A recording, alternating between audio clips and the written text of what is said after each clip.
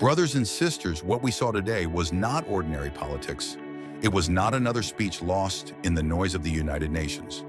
What happened today in New York was history carved in real time. It was the moment when the world stood up and said no more.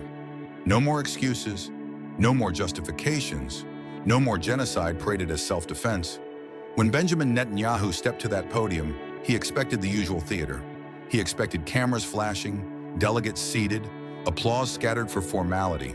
But instead, what greeted him was something he had never faced before. Absence. Chairs, not people. Silence, not applause.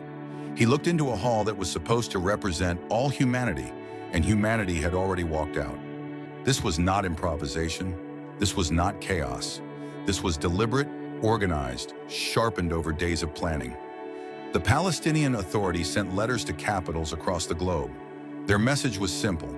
Do not legitimize genocide by your presence. Do not let this man's words be washed in diplomatic politeness. Do not allow your attendance to become complicity. And for once, the world listened. For once, the conscience of nations rose above the calculations of alliances.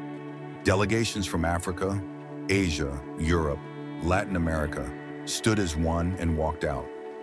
Even nations that had stood shoulder to shoulder with Israel for decades turned their backs. Even those who once excused every bomb, every blockade, every bulldozed home decided enough was enough. The sight was breathtaking, an entire room emptying itself, leaving Netanyahu to address nothing but air and echo. For 45 minutes he raged, his finger jabbed at empty space. His voice climbed and cracked. He shouted accusations into a void. You are fighting us. You condemn us. You embargo us. You wage lawfare against us. But the people he accused were not there. The ears he sought were absent. The seats he scolded were vacant. He was arguing with ghosts, debating shadows. And outside that hall, history continued to unfold. Protesters filled the streets, carrying signs, chanting slogans, demanding sanctions, demanding consequences. The same pressure once applied to apartheid South Africa, now rising against apartheid Israel. Placards compared Gaza to Soweto, compared Palestinian resistance to the African National Congress, compared Israel's walls to Berlin's. The parallels were undeniable, and the chants were deafening. Even more powerful was what came not from the streets, but from Washington. Donald Trump, thousands of miles away, cut through the noise with one line. I'll not allow it anymore. A red line drawn in plain words. Annexation of the West Bank, the dream of Netanyahu's far-right partners, dead on arrival. He did not mention it because he could not. He knew Trump's word carried more weight than any applause in the UN. The silence on annexation was louder than all his accusations combined. Picture it. Netanyahu, a man who has built his career reading rooms, suddenly facing a room emptied of its audience. Cameras still rolling, yes, but rolling only for Gaza. Loudspeakers broadcast his voice into the ruins of Gaza City, into the rubble where families huddled, into tents where children cried from hunger. Imagine the obscenity of it. A man justifying their suffering while they listened live to every word. The bombs above them and the voice of the man who ordered them playing through metal speakers. The oppressor lecturing his victims about why their deaths are necessary. This was not defiance. This was desperation dressed up as strength. A man trying to project power at the very moment his power was crumbling. He avoided the one subject his base demanded because Trump had already vetoed it. He called European nations weak even as their absence proved their strength.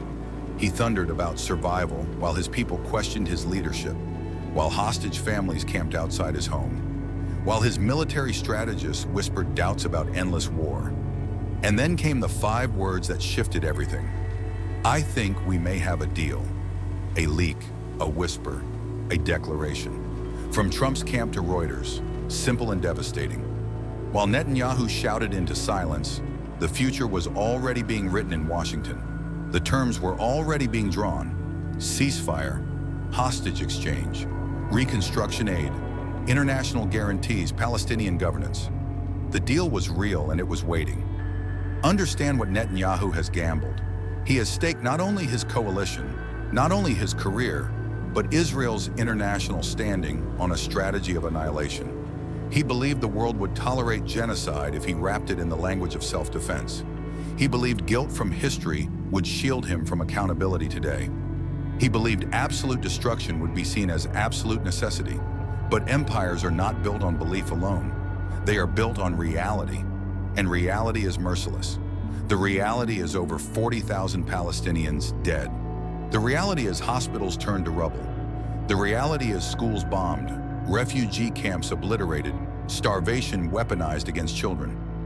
The reality is 70% of Gaza's infrastructure destroyed. These are not statistics. They are crimes, and crimes create consequences. The International Criminal Court moves closer to indictment. European governments recognize Palestine in defiance of Israeli threats. American universities erupt in solidarity protests unseen in decades. Allies peel away. Isolation grows. The weight of history bends against him. This is why he is so dangerous now, because he has nothing left to lose. And a man with nothing left to lose will risk everything, even his nation's future, even his people's survival, even the stability of a region. His coalition fractures, his legitimacy wanes, but his pride hardens. He knows prison awaits if he steps down, disgrace awaits if he retreats. So he chooses fire. Yet the world has changed. The walkout was not simply about Gaza. It was about 76 years of occupation, 76 years of dispossession, 76 years of Palestinians insisting they exist, insisting their lives matter, insisting they will not disappear. Today, the world heard them. Empty seats spoke louder than words. Silence shouted louder than applause. Contrast it with the day before. Mahmoud Abbas, president of the Palestinian Authority, took the same stage. His words, his calls for recognition, his appeals for justice were met with standing ovations. Full chamber, full applause, full legitimacy. The difference is everything. One leader embraced, one leader shunned, one greeted with respect, the other with silence. That is the world's verdict. And make no mistake, those empty seats will echo through history. They will be remembered as the moment the tide turned. The moment complicity gave way to conscience. The moment when silence became the weapon of justice. The world has stopped looking away. The world has stopped excusing. The world has stopped nodding politely while bombs fall on children. And Netanyahu knows this. You could see it in his face today. The slight tremor of his mouth when he scanned the vacant hall. The grip of his hands on the podium when he thundered about fighting alone. He has built his life on being the man who could always read the room. And today the room told him, "You are finished." But Trump changes the calculus. Trump does not care for history or morality. He cares for deals. He cares for victories he can brand as his own. He wants to be the man who solved Gaza, the man who delivered peace where others failed. And so the deal is written. Netanyahu can accept it and live politically, or reject it and burn. Trump will not beg. He will not plead. He will simply demonstrate the consequences of refusal. This is the tragedy. Netanyahu had the sympathy of the world after October 7th. There was a moment when global powers would have supported strong action against Hamas. But he chose destruction over strategy, vengeance over vision, extermination over security. He turned justified defense into collective punishment. He turned sympathy into isolation. He dynamited the moral high ground until nothing remained. Now he stands alone, speaking to empty chairs, speaking to cameras transmitting into rubble, speaking words no one believes anymore. His legacy dissolves even as he clings to it. His authority collapses even as he declares it. His voice grows louder even as the audience departs. The walkout was not the end, it was the beginning of the end of Israeli impunity, the beginning of Palestinian recognition, the beginning of justice long denied. Brothers and sisters, remember this day. Remember the empty seats, the silence louder than bombs, the walkout stronger than any speech. Remember it when newspapers focus on Netanyahu's defiance. Remember it when television talks about Trump's deal. Remember that the real story is not one man shouting at ghosts, not one man making a deal in Washington, but the world finally choosing Palestine.